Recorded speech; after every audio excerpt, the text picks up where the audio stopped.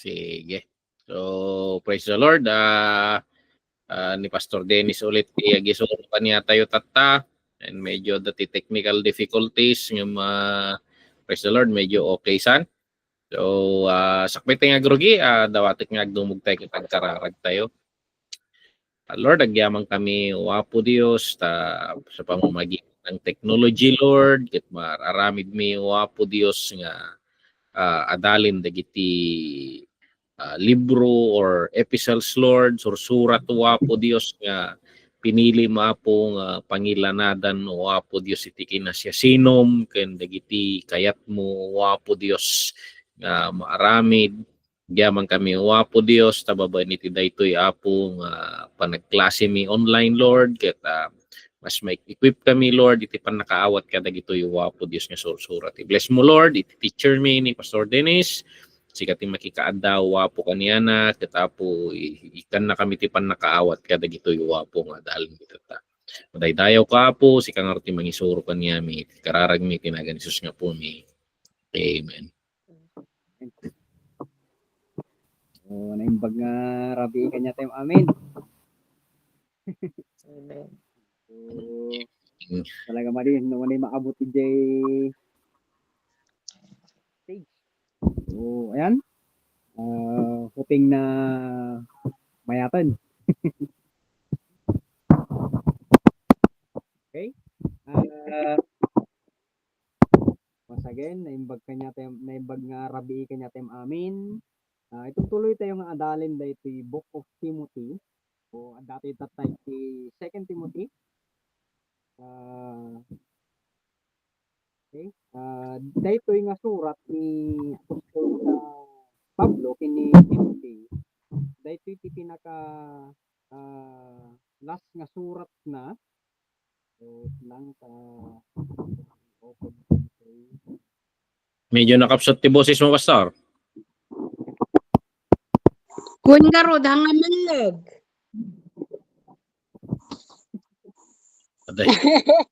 Aday yun sa tablet mo.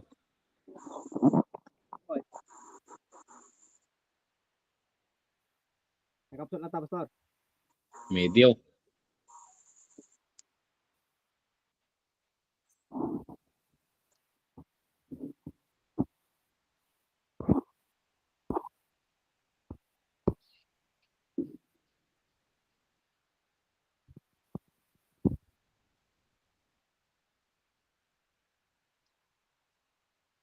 Madingamang Pastor.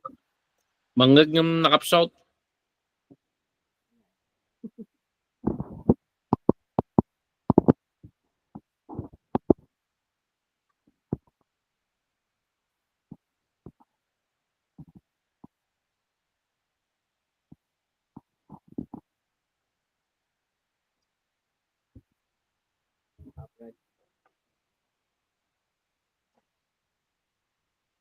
Boses, problema naman din.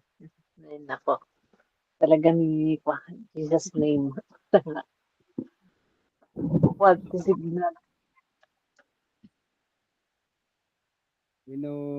Wait lang Pastor ta ko. Itinak man. Itinak cellphone nga login. Ay, bueno. Tamayat nata cellphone mo iti eh. Dig-out ka lang eh. Tataka cellphone nga login.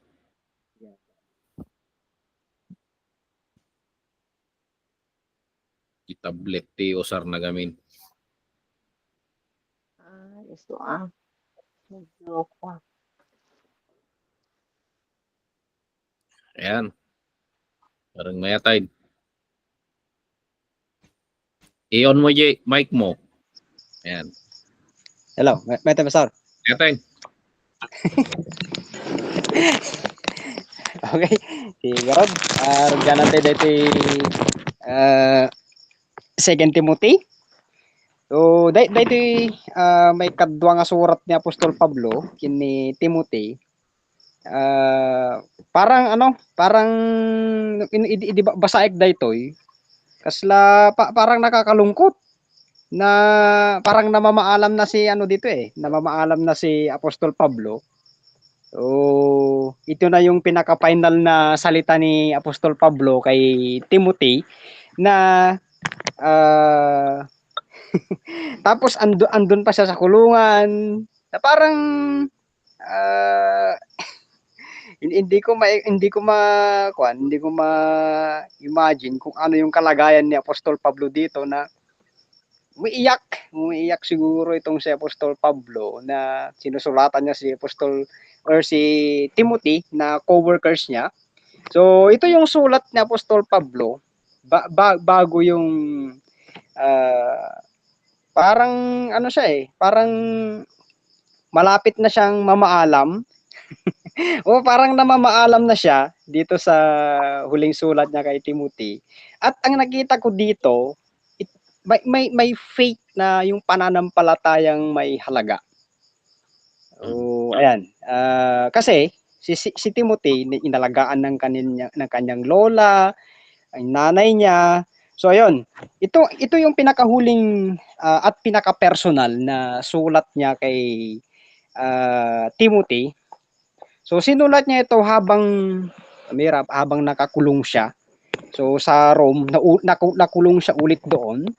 At sa pagkakataon na iyon, alam niyang talagang malapit na siyang mamatay kasi baka papatayin siya or ayun, yun yung mga ibang ano nila na baka yun na mamatay siya. So kaya siya sumulat kay Timothy yung kanyang co-workers.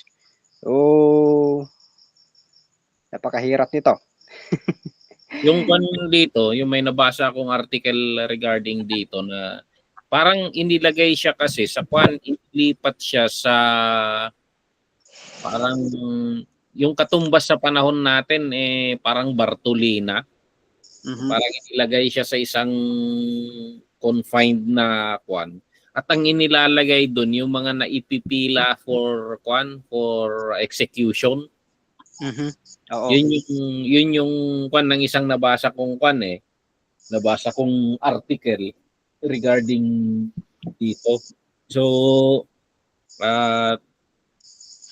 parang kwan pa may part dito pastor ng kwan, di ba? Ipinapakuha niya yung quote niya.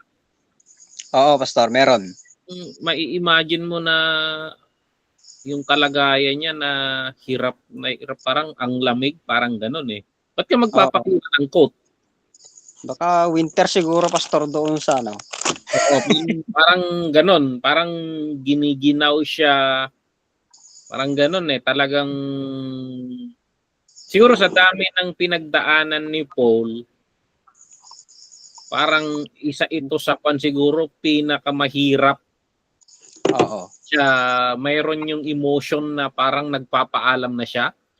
Siguro on other sense naman, may katandaan na rin siya rito Sabihin na lang natin plus 30 yung edad niya.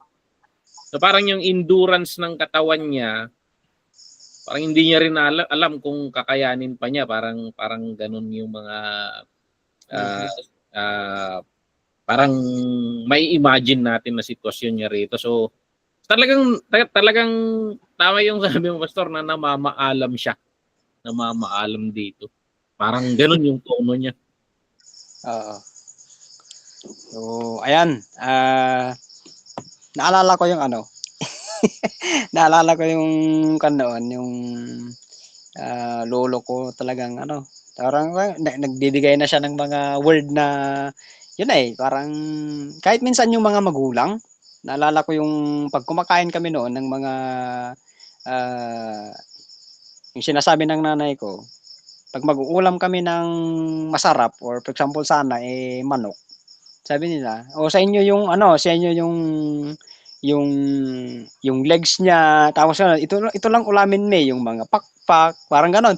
Kasi sabi nila, wala na matalikodan men. Kasi kayo kang masangwanan nyo pa So, itong sulat ni Apostol Pablo, parang andito na yung yung wisdom, yung word of wisdom niya na parang ini-impart niya tapos ini-encourage niya si Timothy na tumayo ka bilang isang leader. So, ayan. Tapos So, parang napakaseryoso niya rito, no? oo, Pastor. Yung ibang sulat niya, may yung emotion niya, meron yung galit, asar, Mm. meron yung naman na palakaibigan, Philippians. Pero dito, parang yung kung pakiramdaman mo yung emotion ni Paul dito, parang seryoso na malungkot. Mhm. Parang ganun eh. Parang Maraming kwan rin pastor na dumadaan tayo sa mga ganyang emotion. Pero iba yung kwan eh. Nasa parang hindi mo alam kung makakasurvive ka pa o hindi. Parang ganun. so ayan. So dito, yung sinasabi na Apostol Pablo dito, punta tayo doon sa ito to encourage Timothy to continue in leadership and stay faithful kahit mahirap. Alam ni Apostol Pablo na mahirap yung ministry, mahirap yung maging isang lingkod or preacher ng gospel. Pero in-encourage niya si Timothy to continue in leadership and stay faithful na kahit mahirap. Kasi yung pinaka big idea nito pag ang pagsunod kay Jesus Christ ay sa kanya may kasamang panganib, sakripisyo. So ayan, yung risk. So ayan, hindi komportableng buhay. So parang parang sinusulat ni Apostol Pablo yung mga karanasan niya sa ministry, yung lahat ng na-experience niya. Pero sabi niya, hindi ito ibig sabihin na wala si Jesus Christ sa atin pag dumadaan tayo sa mga ganon. So sa mga madidilim na panahon, mas damang-dama sana yung pag-ibig at yung faithfulness ng Panginoon. So ayan, ganyan talaga eh. Ganito naman yung mga yung aral natin sa Thessalonian. Bakit puro ganito tapos dito na naman sa sulat ni Apostol Pablo kay Timothy? So parang hindi nawawala yung hindi nawawala talaga yung hirap. Parang kung ito sa big idea, pastor. Parang ang nature ng ministry hirap eh. Parang kung i-analyze mo, hirap or yung mga parang mga negative things. Parang pag i-analyze mo, parang nakakapagtaka pag hindi ka naghihirap.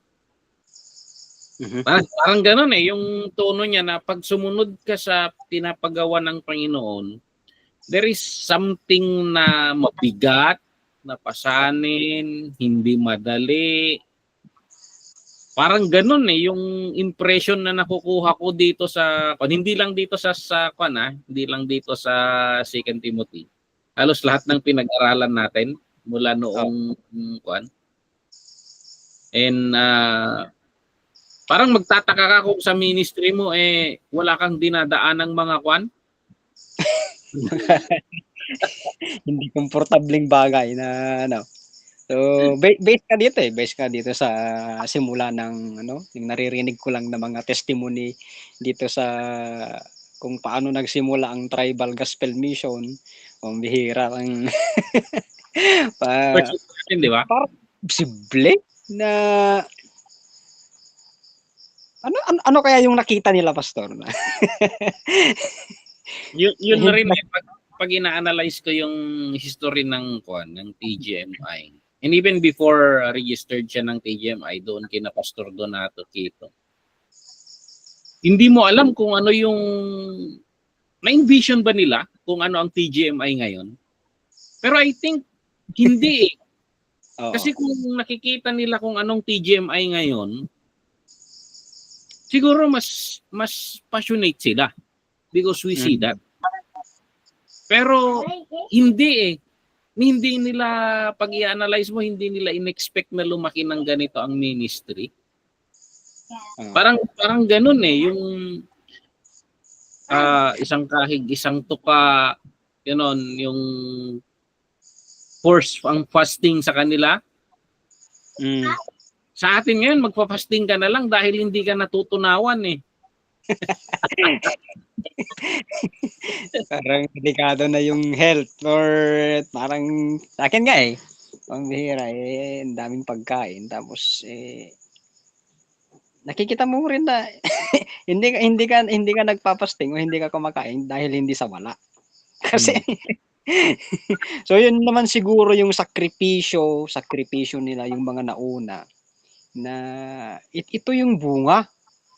Parang lahat ng sakripisyo nila, yung komportableng buhay, yung hindi komportableng buhay tapos ngayon na komportable.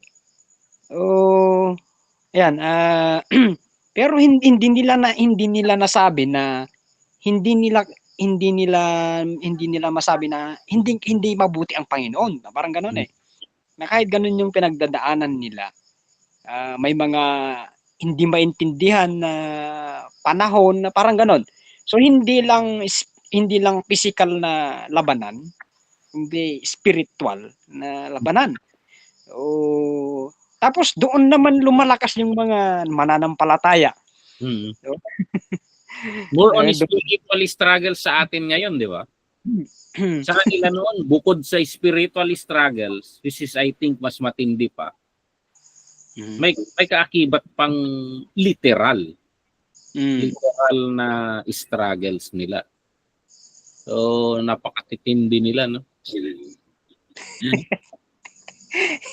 Kung siguro, baka mag-give up tayo pag ano. Buti na lang eh. So, ayan.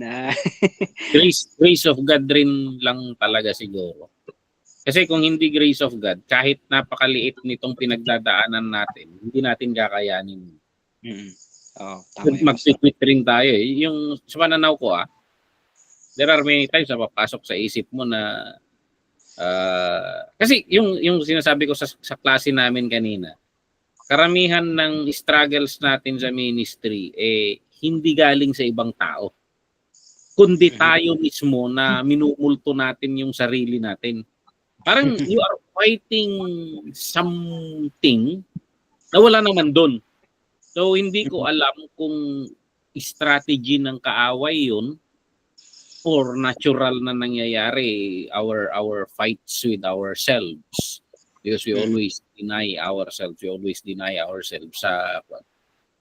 pero ayun, sa tingin ko it's God's grace why we still stand, why we nandito pa rin tayo. So and why bakit nakakamit natin ang mga bagay-bagay na pag lumingon ka naman sa nakaraan nangyari yun. Parang gano'n, di ba? Marami nang ginawa ang Panginoon sa pamamagitan ng bawat isa sa atin na kung i-realize mo without the grace of God, I think it's impossible. So parang very mysterious talaga itong grace of God na kuwan na ito.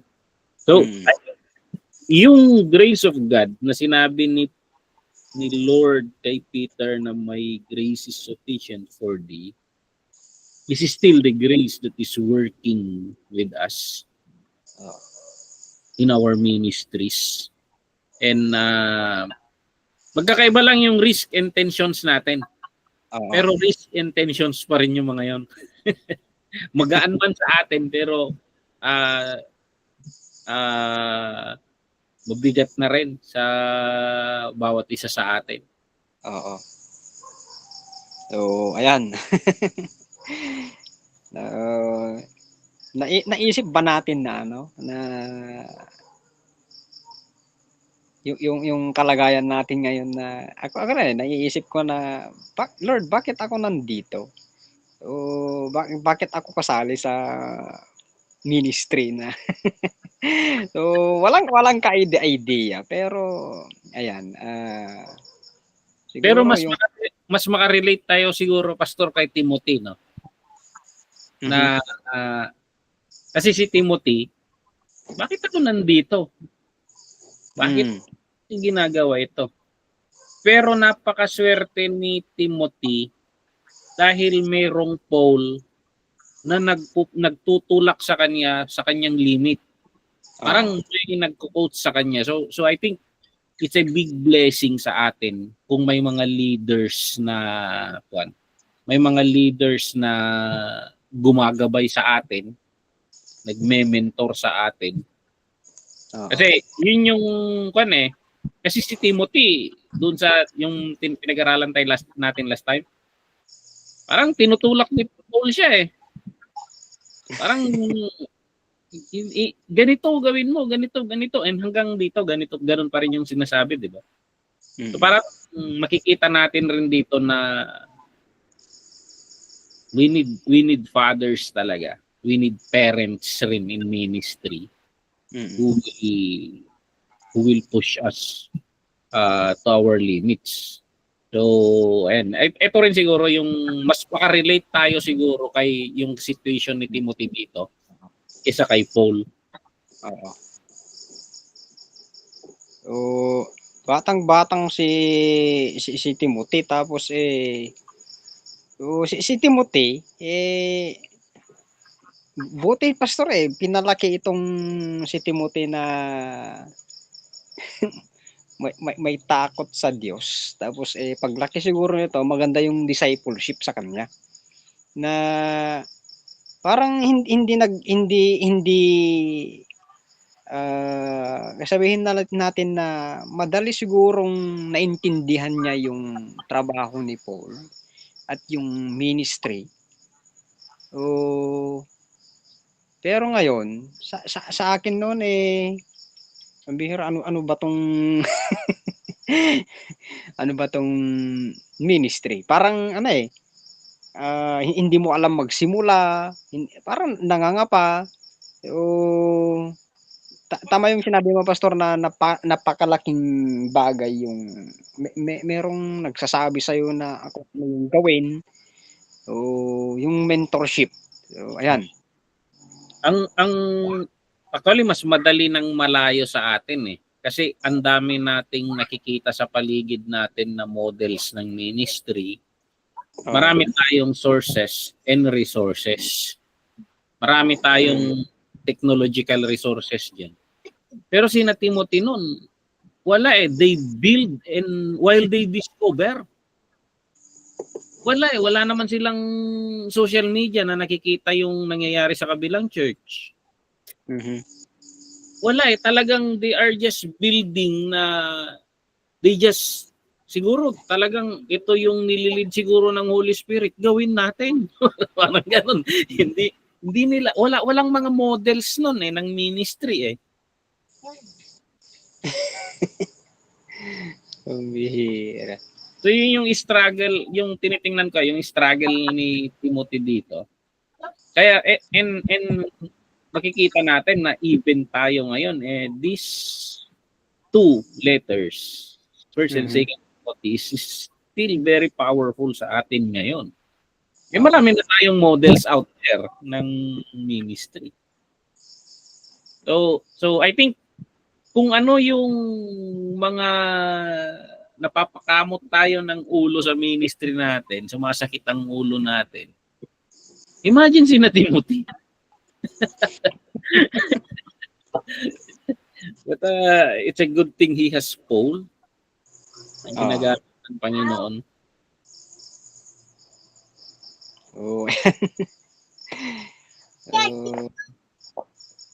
Pero may mga warnings din si Apostol Pablo. Ayan kasi ganun talaga yung yung alam ni Apostol Pablo yung pagdadaanan ni Timothy siguro. Bata pinapalakas ni Apostol Pablo yung Rick Nana, leadership nga adda kanyanan. So nga bagbaga na di jayen nga accept your calling. So, yun yung sinasabi sa chapter 1 and then sa chapter 2. So accept your calling. So wag kang matakot, ganun na tumayo bilang isang leader. So ayan. Kaya dito binigyan pansin ni Apostol Pablo yung yung pananampalataya ni Timothy na nagaling pa sa kanyang lola at sa kanyang nanay. So, yung pangalan ng lola niya ay si ano ba to? Luis. Luis. At yung pangalan ng nanay ni Timothy ay si Auntie Eunice. So, ayan. Sabi niya kay Timothy, huwag kang mahiya sa gospel. At sinabi pa niya na wag ka ring mahiya kasi sa pagkakakulong ko. So si Apostol Pablo kasi, may mga sinasabi nilang kriminal, pambihira. Kasi yun nakukulong palagi. So na We struggle pa rin sa mga ganitong sitwasyon, no, Pastor? Parang ako, it took years na to accept the calling of God. Parang ginagawa mo dahil no choice ka eh. and parang ang sinasabi ni Paul ata dito panindigan mo. Parang stand up and you-embrace it and do it 100%, parang ganon eh. And I think this is still a very powerful message sa atin. Kasi many times na kahit napakatagal mo sa ministry, parang hindi pa rin nagsisink in kung minsan yung parang minsan nag-aalangan ka pa rin. Para I'm speaking on my experiences na may mga time na ito ba talaga yung calling ko? Ito ba talaga ang pinapagawa mo sa aking Lord? Or the other way na pag meditate bakit ako, Lord? Kasi minsan ang nakikita ng mga tao because you stand confidently in front. Pero hindi nakikita ng mga tao yung personal struggles mo. Kasi we are trained to stand in front. Pero pag wala ng mga tao, doon nagsisimula yung personal fights mo eh. Talaga sa ministry ata, doon papasok yung sinasabi ni Paul na carry your cross. parang gano'n. Parang babalik yung word na ito, yung hinighlight mo eh. Accept your calling. Itong pastor, itong accept your calling. Sa akin noon, calling ko ba talaga parang gano'n eh, na pastor ba talaga? Or parang parang humihingi ako ng parang pahiwatig sa Panginoon na dito ba talaga ako? Parang gano'n eh na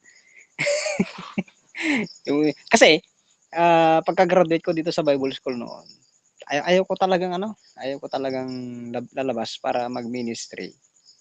So, parang takot ako. Yun yung pakiramdam ko eh. Takot ako kasi hindi ko alam yung gagawin. Wala naman akong kalam-alam na parang gano'n eh. Pero trained ka na sa lagay na yan ha. hanggang yung hanggang sa ewan ko, nakasalubong ko yata si Pastor Benny dun sa baba. Tapos sabi niya yung una kasing pinuntahan kong church doon sa Kunyata, sa Rosario, doon sa Gina, tumulong ako noon doon. Tapos parang wala pa rin. Parang hindi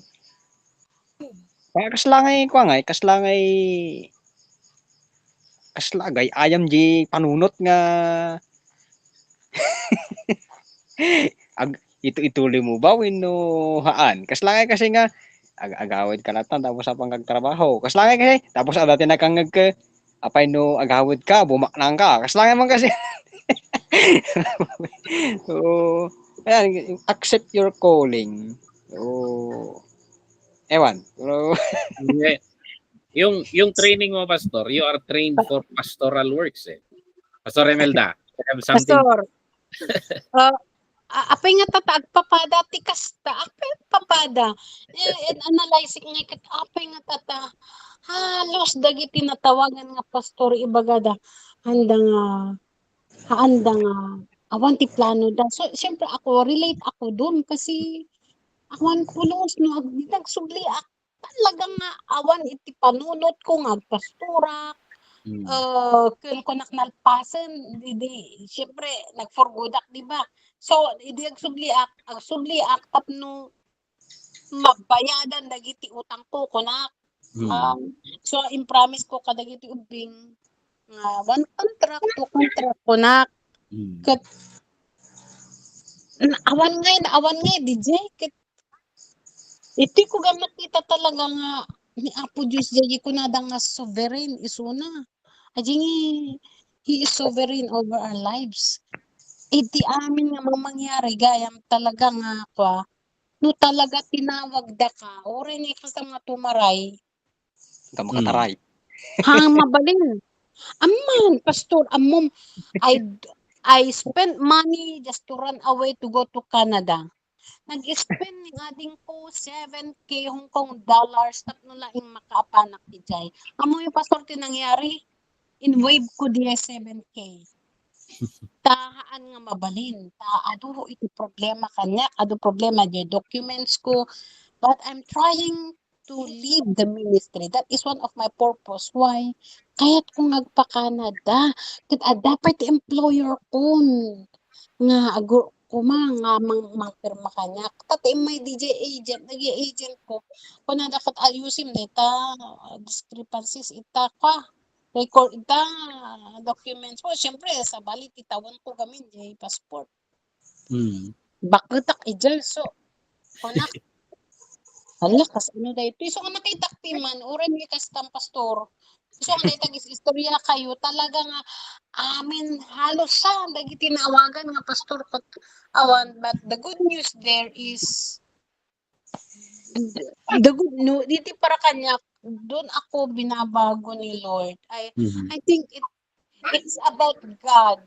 Kasi, nagpangit ti ugalig, pastor, ay na. Nagpangit ti ugalig. Na-picture ko di ugalig. Pinicture niya po di si ugalig. Nakitak ti ugalig. Ura pwede iti. There is instances na ipakita ni Apo Diyos ay nagpangit gab ti ugalig na talaga. And I think that is one. No apay nga. Inawagan ak ni Apo Diyos. Tapos na mang control ti biyag ko. No daduma, no nayabang di tao, kimarkaro ti yabang ko. Tapos no daduma, no laban karkaro no shakti dati amok nga shakti winning ijay palaban na. Ko. Pero grabe ti ingkasta niya po Diyos nga nang hambol kanyak iti first contract ko. Kaya ti first. So, di gayam nakita, it's not because I'm a pastor, no. Inawagan na kasi doon niya ako iko-control. Diba? Parang ganun. Doon niya ako doon niya ako i-control kasi wala akong bagay no choice eh. Kasi pag nandiyan ako sa pagkapastor, nakakaya naman na ganyan pa rin ang ugali ko. Nakakaya naman na in spite yung rebuke, hindi ba ako mabago? Nakakaya naman. Nga, it took me 5 years nga mapipicture dahil nagpapangit na ugali. It took me 5 years akong to i-accept na tawagan ako. Parang ganun ba, pastor? So nga ma-relate ak dito sa istoryain nyo ay naapay nga tatakas to nga agpapada ti ibagbaga ti pastor, and now I realize na for my experience it's not about me but it's about God. Kahit na nga baliwan di biyag ko, kahit na nga linisan da, kahit na nga Gaputi ayat na. Kahit na isave na talaga. Jay, isave na. So, ayan. Ikaw, Pastor. Nire-reflect ko yung in the doctrine of, 'di ba meron yung doctrine natin ng predestination. One. And sometimes we apply the doctrine of predestination on salvation. I think that's Iniisip ko minsan, I think it's not on yung predestination of God, it's not on the, ito reflection ko it's not on the salvation matter, but on the calling of God for a certain role in His ministry. yeah, I think so. He predestined you for a certain role, just like Israel. Whether agtambli-tambling and dami nilang sablay, but they are predestined to do the task. Yeah. Parang ganun na Parang kasi ganun nga. minsan hindi maraming area kasi na hindi ko ma-synchronize pag i-apply yung principle doon sa salvation. Pero yung tawag ng Panginoon, like Jacob, he marked Jacob So whether mahaba man or matagal man or hindi yung process, Jacob will end with the very role na plinano ng Panginoon para sa kanya. Ganon rin si Joseph. Ayun nga eh. Ganon rin yung Moses. So parang yung concept of nation is for a certain role in the plan of God. So mas nasisynchronize ko doon na sabihin natin na yung question natin minsan who am I to do that? Wala akong magagawa doon because the sovereign one. Yeah. You. parang ganoon And of course we sometimes we run itakbuhan natin ng Panginoon, but He has His ways na Yeah. one day we will still pick up on the very design na yun yung reflection ko dito. Siguro kung sinasabi ni Timothy ay ni Paul kay Timothy na accept your calling, mag-end up ka rin lang dyan. Ganun ba? Yeah, parang ganun nga. Aman, Pastor. Accept your calling. Is nga, when piman, the more nga ako accept dito nga calling, the more ag-struggle kasi I'm not moving already in the will of God kasi nandyan yung gusto mong tumayo, dyan yung gusto mong maging stubborn ka kung minsan.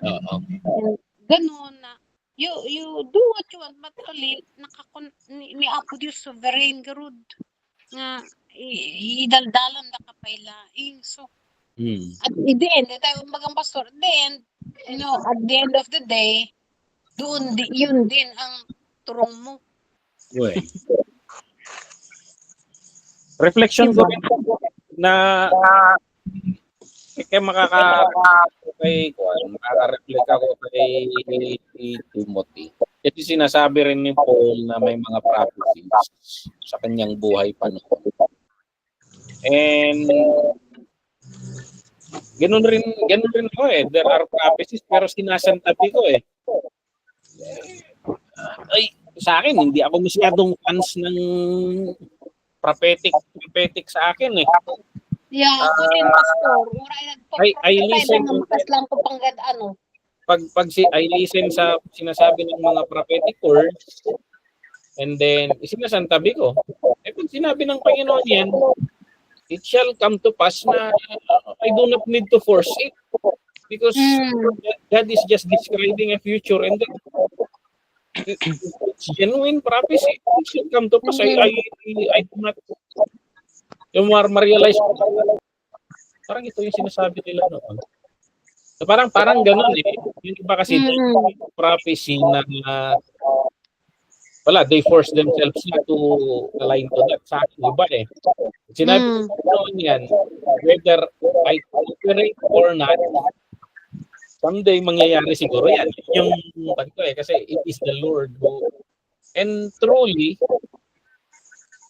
yung mga prophecy ng bata ko, marami ang nakikita ko na sinasabi nila. Sasabihin, Nangyayari. it is by the grace of God. Because kung ako ang pagbabatayan, masaway ako eh.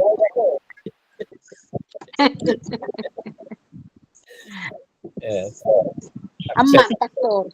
Calling. Ama, Pastor, better accept the calling. At the end of the day, balik ka doon. Diba? Pastor Dennis, accept your calling. Accept your calling, Pastor.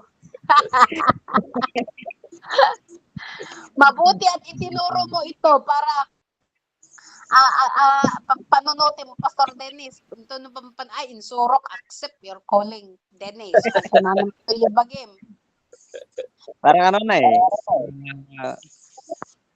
Kaslangay nga okay ba yung ano? Okay ba yung kasi tinuturo mo na eh, kailangan tayuan. Oo nga eh. Doon ka na sa calling. Tapos Minsan nga, experience ka, Pastor, nagpipreach ka, but actually the message is for you. Yeah. Exactly. Exactly, Pastor. Exactly. Ikaw ang kinakausap ng Panginoon, pero ikaw ang nagsasalita. Yeah, exactly. Ganun nga yun. parang minsan eh ako sa church. Talagang makikita mo naman na bulbog ka doon sa sinasabi. Tapos pambira. Kaya ko bang tayuan yung ganitong yung ministry. Tapos kasi nung pumunta ako sa meron talaga yung meron talaga yung doubt, meron yung fear. Kasi lalo na pag may mga kasi makikita mo naman yung church matanda tapos paano ba to palaguhin? Paano ba yung mga gagawin dito? Makikita ko na malaking challenge. Doon ako napapaisip kung ano yung gawin parang yun yung unang impression ko. Tapos hanggang narinig ako na suluhin. Huwag mo suluhin. Trabaho. Yeah. Man, Pastor. Kasi lalo nang kwan ko noon yung nag-handle ng district fellowship. Alam ko talaga na karasan kaya yung basta alam nyo siguro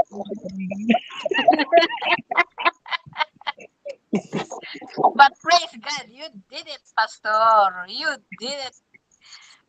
Grabe ni Lord. Ang galing. One day at a time. Grabe. Hala talaga. Iso nga ipaspasikat ko talaga ni Apo Diyos nga pagserbya. talaga nga Sa analogy ko rin sa ministry, kasi minsan gusto nating gawin ng isang bagay sa isang ministry. Gusto nating or gusto nating mangyari ito. Yun yung minsan. Pero I go. Ang napansin ko kung anong sinasabi ng Panginoon. Just do it. Parang wag mong problemahin yung outcome. Just do what God is asking you to do.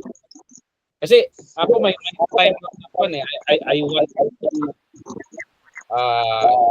engineering mind. Gusto mong nade-design, gawin yung gusto mo yung output natin. Many times na ano mo, hindi yung nagiging outcome eh. Parang control pa rin ng Panginoon yung outcome. Parang dumating ng punto na hindi ko na wino-worry yung outcome. Basta ang hinahanap ko, ano yung gusto mong gawin ko, Lord.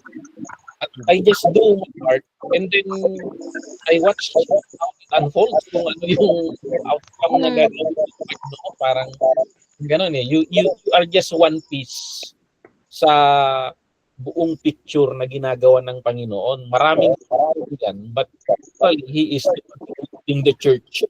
You, parang yung understand. Yung mula noon, no problema ko transform the ministry. I just need to do my part. And naging ganun ang philosophy of the ministry. Parang gumaan ba?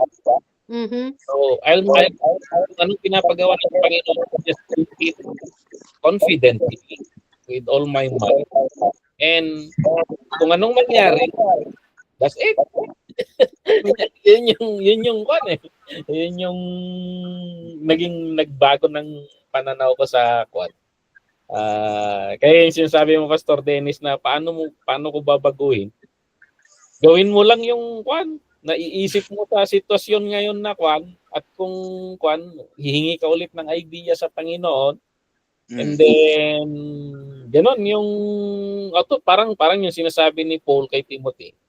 Gawin mo ito. Gawin mo lang yan. parang ganon eh.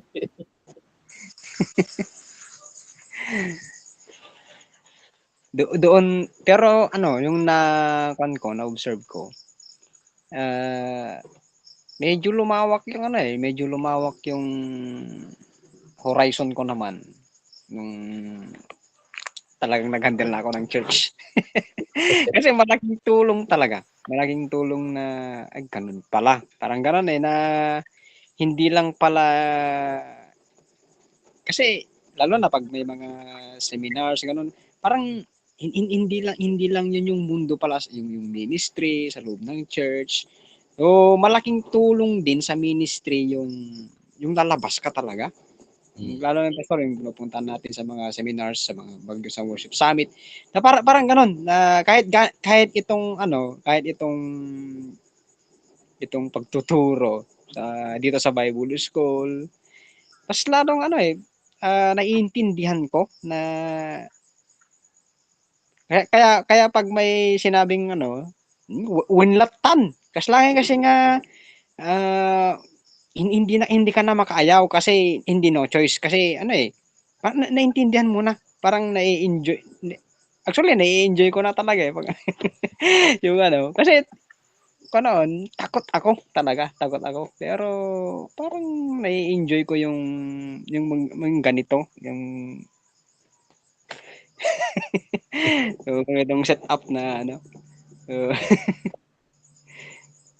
kahit sa church ka eh, na nyaman nga tati sermonin, hindi na ganoon eh, parang kaya yung pakiramdam ko every Sunday, parang gusto ko yung mag-share talaga ng word of God, tapos yun lang, parang nai-enjoy na yung ministry. Kahit na bahala ka ta, Lord.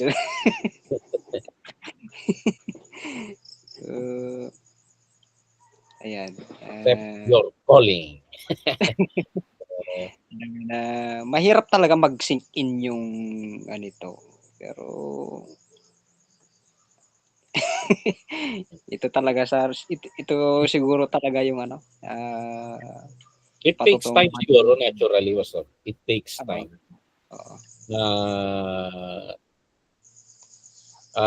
It takes time na konti-konti yan. Hanggang sa yun lang talaga, yung obedience lang siguro natin sa sinasabi ng Panginoon sa kasalukuyan. Ganun siguro yung kwan. And then pag lumingon tayo sa likod, ma-appreciate natin yung ginagawa ng Panginoon sa pamamagitan natin. Kasi hindi mo talaga makikita yung picture pag Oo. yung ngayon lang ang tinitingnan mo eh. So, kailangan mo makita yung likod. At pag nakikita mo yung likod, mabivisualize mo kung ano yung possibility sa hinaharap. And it will make you more excited ba to move forward. And syempre, yung na-predict natin based sa mga ginagawa ng Panginoon sa nakaraan, hindi laging tama yon. Binabago ng Panginoon as you go. So, nililinaw niya yun. So, sa akin, ang ministry is, kaya naging mas masaya ako sa ministry. Kasi para sa akin, I treat it as a surprise, suspense. Ano kaya ang susunod na naman, Lord? So, parang naging explorer ako na, sige Lord, parang gano'n. Tingnan natin kung anong mangyayari. Parang I saw God na He always surprise us. He always comes up with things that we did not expect or we did not imagine. Parang gano'n yung... So parang kaya nagbago yung attitude ko rin regarding ministry na mas meron yung sense of anong tawag nito? Suspense ba? So, ayan. Pero hindi ko alam kasi hindi ko alam kasi si Paul rin. Alam mo rin ni Paul na makukulong siya, dadanas siya ng mahihirap na ganyan. Hindi rin natin alam yung susunod sa atin eh. Oo. So, hindi laging positive. There may be things that will be negative. Pero bahagi yung lagi lahat ng picture na plan of God. So yung accept your calling siguro, so yung lagi yung sinasabi na kesera-sera. Wala, inilagay mo na yung buhay mo sa Panginoon eh. So whatever will be. At kung ano man ang nandun, you trust Him na He has a better purpose or He has a good thing in mind. So yun yung siguro. Ganun siguro yung tinitingnan ko ngayon. Wish for the best, sabi nila, prepare for the worst. Ano ba eh? Hope for the best, prepare for the worst. So, be gentle with me, Lord. Ganun lang. Ganun yung sa pananaw ko sa ministry. Parang may ano ka, Pastor, yung si Pastor Emelda, hindi na ma-open yung link. Hindi ma-open yung link. Yung na lang, yung code sa dalawa. Send ko yung... Hindi ko ba na-send yung code kanina? Dali.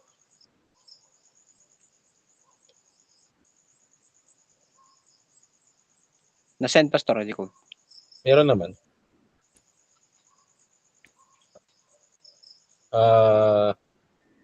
Naka-open naman ito. Open siya. Bakit hindi makapasok si Pastora?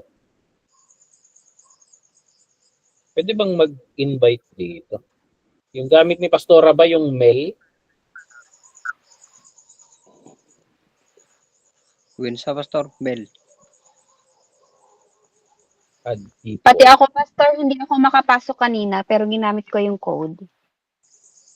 Yung code siguro ang ikon ni Pastora mail. Oo. Hindi niya i-click yung link, yung sa app niya is ipasok na lang niya yung kwan. Yung link. Directly sa app yung code.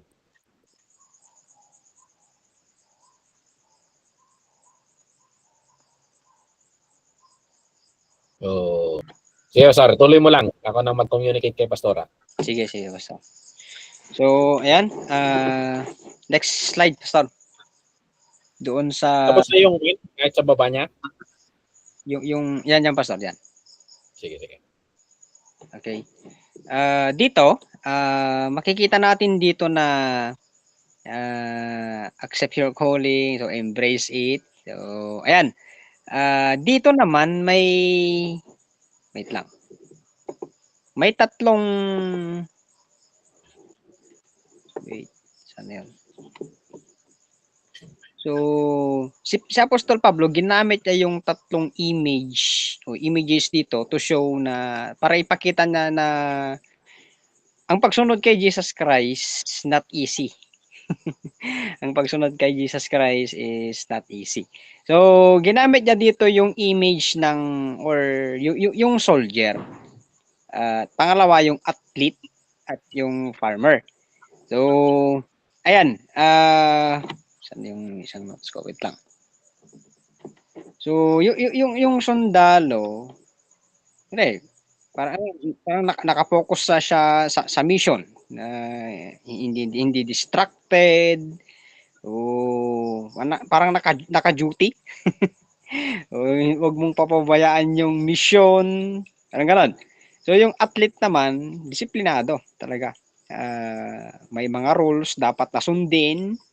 Ayun. At yung naman, yung farmers, ito talaga. Kailangan mong magsipag, magtiis, magbungkal. na kahit walang nakakakita. So, ayan. So, ginamit ni Apostol Pablo ito kasi itong soldier, athlete, farmers, yung farmer, mahirap na kwanto, mahirap na trabaho.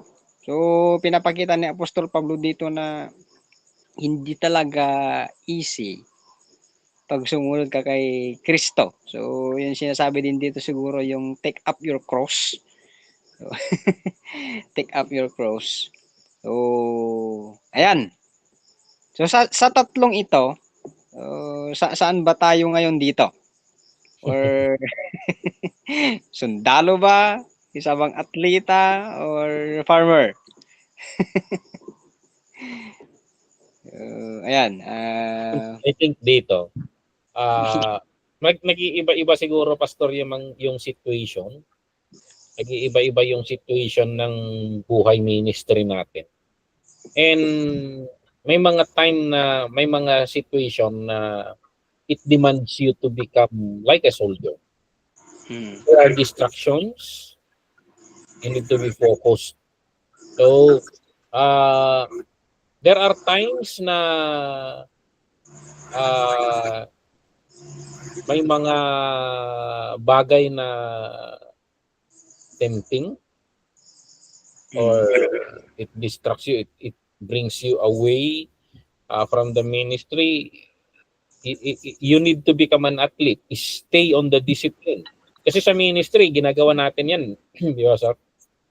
Sa Bible school, preach. Paikot-ikot lang eh. Kahit soldier, paulit-ulit lang. Soldier sa ka-athlete, medyo similar yan eh. Pag meron yung drill na sinasabi nila, paulit-ulit lang yung ginagawa nila. Ang sundalo, gigising ng umaga, magja-jogging sila ng napakalayo, takbo, baril, paulit-ulit lang yung ginagawa nila. Pero actually, pag nasa giyera na sila, yun yung ginagawa nila eh. Takbo, dapa, baril, na yung focus nila nandun lang kasi laging ginagawa. Sa athlete, ganun din. Araw-araw yan. They try to break their limitation. Araw-araw ginagawa nila. So we keep on doing what we always do. Sa ministry, umiikot-ikot lang naman lagi, di ba? But you pray, you preach, you deal with people. Umiikot-ikot lang yan eh. Umiikot-ikot. You fight whatever battles you have. Parang nauulit-ulit lang yun. And darating yung panahon na hindi mo feel. Ganun na sundalo eh. Wala ako sa mood na makipaggera ngayon. Hindi pwedeng ganun eh. Pag may gera yan. So parang ganun. And sa athlete naman, sa farmer naman, of course, farmer ka, Pastor Dennis eh. Yung paghihintay mo ng mga promises of God, paghihintay mo ng result ng ministry, kailangan meron ka nun eh. Kasi meron yung palagi mong ginagawa, wala kang nakikitang resulta. Oo. Eh, alangan nga pa'y nagdawag ka Pasimon. parang ganun. I think etong tatlong ito, they yung paggamit ni Paul sa analogy na ito is that we need these characters na meron attitude or training na meron itong mga ito. Tama ka, hindi sa paggamit niyang sa pagpili na lang siguro ni Paul dito sa tatlong ito. Pinapahiwatig niya na hindi talaga madali. Hindi talaga madali. So, you need to be focused. You need to be disciplined. You need to be masipag. Oo. So tama yung pinag-uusapan natin kanina na Juan. Magtaka ka kung hindi mahirap yung ginagawa mong ministry. Oo. Baka hindi ministry. Naglalaro. Yan ba? Kasi parang pag tinawag ka ng Panginoon na gawin ang isang bagay, ang expectation diyan bagay na imposible. Yun yung pananaw ko. Pag may pinapagawa ang Panginoon sa atin, laging imposible yan. Kasi in the end, you will conclude na hindi ko nagawa yon, hindi ko lakas yon, hindi ako ang tumira nun. He always takes the glory in the end of the day. In the end of the day. Yun yung sa experiences ko. There are so many victories. Pero in the end of the victories, deep inside you, you know that you cannot take the credit because you know you are not able to do that accomplishment. So yun yung napansin ko. So pag may nagpapagawa ang Panginoon sa'yo, you expect na it will always be impossible. It will always be hard. Kasi sa hangganan natin, He empowers us. He brings out something na you don't expect na nandun. So yun yung sa pananaw ko ng ministry. So, many people will look at you na wala iba na si Pastor Dennis, iba ng kalibre yung kinalalagyan niya. Pero deep inside you, parang Gary Valenciano, the warrior is a child. Bata pa rin ang tingin mo sa sarili mo. Umiiyak ka pa rin, natatakot ka pa rin, nag-aalangan ka pa rin. That is still you. Pero ang nakikita nila, it's a warrior. Pero alam mong hindi mo accomplishment yun. Because someone is fighting for you. Someone is standing for you. Someone is doing things for you na hindi nakikita sa picture. But he is always there. So, yun yung nakikita ko sa ministry. Magtaka ka kung hindi mahirap. Oo. May naalala ko, Pastor, na yung sinabi din ng Apostol Pablo na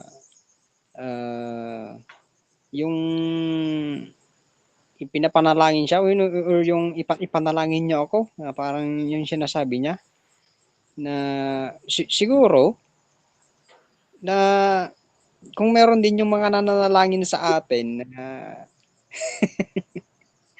sa ministry, so isa rin sigurong kanyon na yung grace ng Panginoon na nagagawa natin yung trabaho ng Panginoon. Kasi nananalangin naman tayo, tapos may nananalangin pa sa likod natin. O napakalaking bagay din siguro yon na we need prayers talaga na mga ministro din ng Panginoon. So na palakasin mo, parang gano'n eh. So dapat alam din ng mga membro tong mga pakiramdam ng mga ministro. Kasi pambira. Siguro alam nila pag tumatayo ka sa Sunday, kislati ang muda ka, okay ka na yun. I think in church, kaya sa church, I give them the picture na all of us actually are pastors. Mm. Pastors simply make disciples. How to make disciples? Influencers. So parang ganun. I give them a picture na hindi lang ako ang pastor dito. Actually, all of us are pastors. The parents, because you are pastoring your families. Mm. There will always be people under you or following you or you have influence upon. And actually, you are pastors to them. So, inuwan ko doon. And hindi palaging madali ang maging tatay. Ang tatay will never show your children that you cry. You will not show them your worries. You will always parang muji sa sarili nga tough. Sa nanay, hindi rin madali. But all of yung pakiramdam natin na pastor or tawag nila ama ng church natin, church community natin. Minsan tinatawag ako sa church na gano'n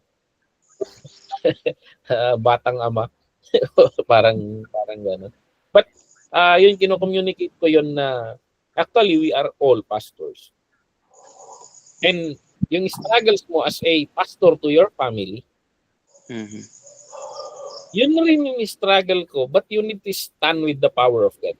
So the empowerment of the pastor in the church is readily available to the empowerment of the pastor of the family, of the pastor in their office, of the pastor in their classroom. So parang ganun yung pinoportray ko na kasi minsan hindi sila nakaka-relate sa ating pastor. So I give them a picture, actually pare-pareho lang tayo. Iba't iba lang ang congregation natin. Ang congregation mo yung pamilya mo, ang congregation mo yung office mo, ang congregation mo yung classroom mo, ang congregation mo yung friends mo. At you need to stand up. Parang ganon. So pwede mong ibato sa kanila yung embrace the call. Marami nila na they don't embrace the call. Ang ini-embrace nila, member lang ako. Hindi, we need to stand up kasi we are a chosen people, a holy nation, a royal priesthood. O, lahat tayo yun eh. Take the call. Take the call. Embrace the call. Yun yung, kaya kung minsan, if we don't paint them to be just like us na pastors, they will never understand us. So, i-portray mo na pare-pareho lang tayo, may mga struggles tayo araw-araw. And bakit astig lagi itong pastor ninyo na parang sigurado tisango? Because we know how to cling to the Lord. Because we know that help is always there. The Holy Spirit is always there. And kahit may trouble tayo, we can speak the truth. We can stand on the truth kahit na hindi yun yung nasa paligid natin na reality. So, but we stand on the truth hanggang sa ma-change yung reality sa paligid natin, magiging yung truth na sinasabi ng salita ng Panginoon. Yun yung hinihinay-hinay kong pinoportray sa church na. Lahat tayo dito, pastor. Parang gano'n. So, ayan. Yun din yung yun yung sinasabi ko din sa church na sana alam ko naman na alam ko naman na yung mga iba talaga naintindihan nila. So, ewan ko lang yung mga mga iba na uma-attend lang na parang gano'n, pero nakikita ko naman na yung mga iba talaga naiintindihan nila kung kasi kung mag-testimony sila, mira parang parang kaslangay nga ko kaya dangay ilasat jay ko. Kaslangay digiji ko, kaslangay digiji agdamag kanyada, merong magtatanong sa kanila and then kaya nilang advisean sa mga past nila and then ginagamit nila yon sa mga iba na so nakikita ko na naiintindihan nila yung kasi yung pastor, yung may calling din sila. May calling sila. So, ayan. Diba Sinasabi ko, yung body of Christ, lahat tayo may part tayo sa analogy na body. oo. So, iba't ibang bahagi lang tayo eh. Pero every one of us has a part, has a role, has a calling. Hanapin mo lang yun, yung tama yung sinasabi mo, Pastor, na lahat tayo may calling. So, and you will struggle on your call, whatever that may be. You need to become the design na inilagay ng Panginoon doon. Oh. Ayan. Okay? So, yun yung sinasabi ni Paul dito na yung if we die with Christ, we will live with Him. And if we endure, we will reign with Him. And if we are unfaithful, faithful pa rin siya. So, ayan. Anong dito, Pastor? Okay, if we died with Him, we will live with Him. If we endure, we will reign with Him. Pastor, yung If we deny Him, bakit itong deny Him hindi baliktad? If we deny Him, He will deny us. Pero if we're unfaithful, He remain faithful. Anong interpretation mo dyan, Pastor? If we deny Him, He will deny us. Bakit yun hindi baliktad? Okay, no? Ito yung sinasabi niya palaging naririnig ko kay Uncle Pipito. Lagi niya kinakot yan. Parang ano ba? If we deny Him, He will deny us. Na siguro, Pastor, yung pumasok na isip na kuwan ko dito, walang problema kung i-deny mo ako. Parang gano'n, Pastor, Pero yung being unfaithful is okay lang eh. Oo. Pero yung deny kasi, iba to eh. So for example, Israel is unfaithful. Pero of course, many times sa ating Christians, pangit naman na napaka-unfair naman na Israel lang ang binabanatan natin. Many times even as Christians are unfaithful. But He remains faithful. Nananatili siyang faithful. Hindi siya naaapektuhan ng unfaithfulness natin. Pero ibang usapin yung deny eh. Kasi sa unfaithful, hindi mo siya deny, hindi ka lang faithful. Pero yung denying, parang inlaksid mo, you don't believe in Him. Parang talagang ginawa mo siyang kalaban. He will also deny us. So parang pumapasok dito yung the sin of unbelief eh. Yun yung Kasi yung unfaithful, believer yan eh. Hindi lang siya faithful sa walk niya. Pero yung denier, yan yung kasi pag meditate mo to, pumapasok na sa isip ko to noon eh. Bakit kabaliktaran lahat ito pero yung isa hindi? So there must be something with that. At ang simpleng pangkaunawa ko na hindi ko sinasabing tama ito. We are still in the relationship with Him. Though unfaithful, He remains faithful with us. Because nandun pa rin tayo sa covenant. But once na you break the covenant, you don't believe in Him anymore. You become an enemy to Him. Kasi dito, hindi mo naman kalaban eh sa unfaithful eh. Hindi mo siya kalaban eh. Nilalamangan mo lang siya. Parang gano'n eh. Oo. So, parang mas Pastor, parang mabigat yung deny, na i-deny mo siya. Na hindi mo na siya hindi mo na siya kailangan na parang gano'n na wala na, parang kinalikuran muna talaga na gano'n, parang Nagpapapigil sa kanya, no? Yung, ewan ko kung parang may, tingnan ko nga yung John 3:16.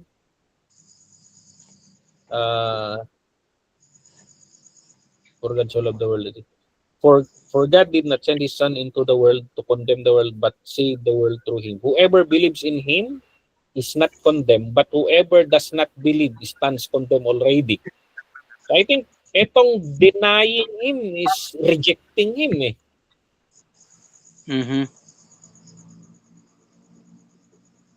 Kasi yung unfaithful, believer yan eh, hindi lang faithful eh. Pero parang yung yung denier, pastor, yung wala ka ng faith sa kanya. yun, parang naging kalaban ka pa sa kanya. Parang yung ganun yung nangyari sa Israel, di ba? Oo. Oh, they believe in him. They waited for him. And then when he came,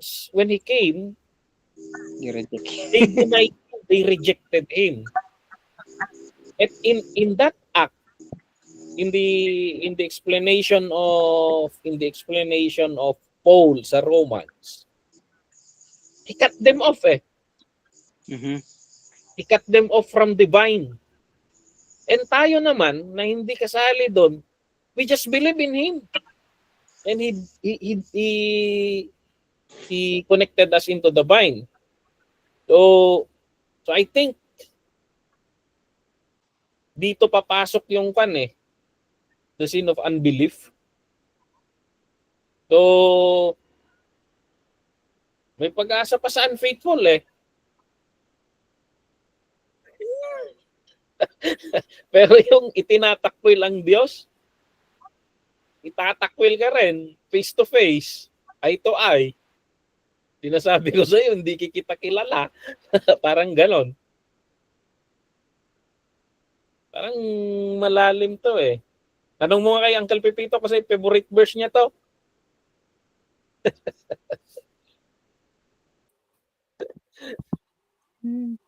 Itry ka, pastor. Di ba we have this perspective kay God na God is good. And he is good all the time. But not here. You deny him, he will deny you. So parang dito iba to, ibang kategory tong seryoso siya dito. So parang we reflect on that. So ayun. Sa iba, may idea ba kayo dito kaya paano natin i-interpret ito?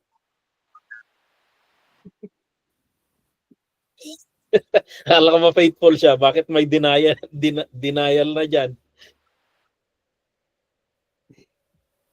Malalim yun. Magkaiba yung deny and unfaithful. At least hindi mo pa dinadeny. At faithful ka lang. Okay pa yan. Pero, hindi okay yan. Pero mas okay yan. Mabigat na yung i-deny mo na talaga.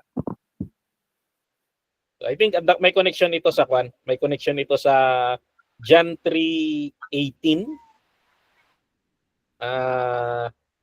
Whoever does not believe in the sin of unbelief na sinasabi nila.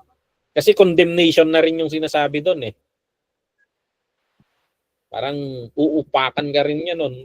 Parang ganun. Di ba, Sat? Tuloy.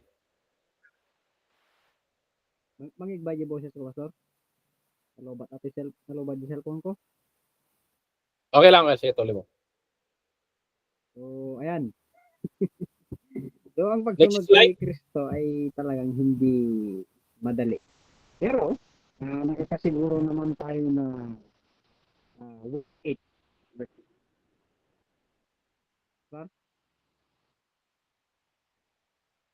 Nag-choppy kan sa amat tayo.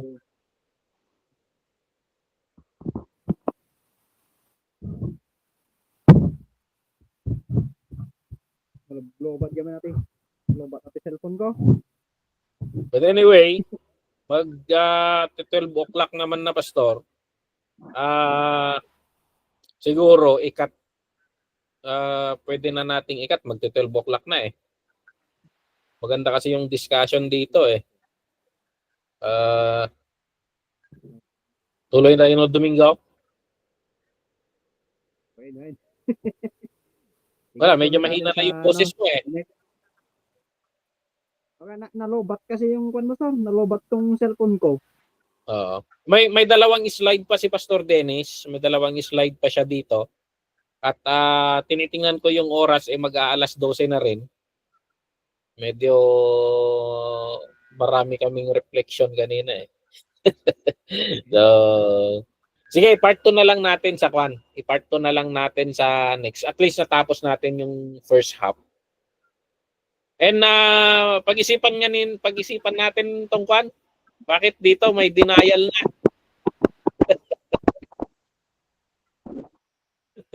So, ayan. Seryosong bagay ito. Nandi-deny pa lang Panginoon. So, ayan. So, tuloy natin sa kwan. Ikaw pa rin magtuturo, Pastor, sa Sunday.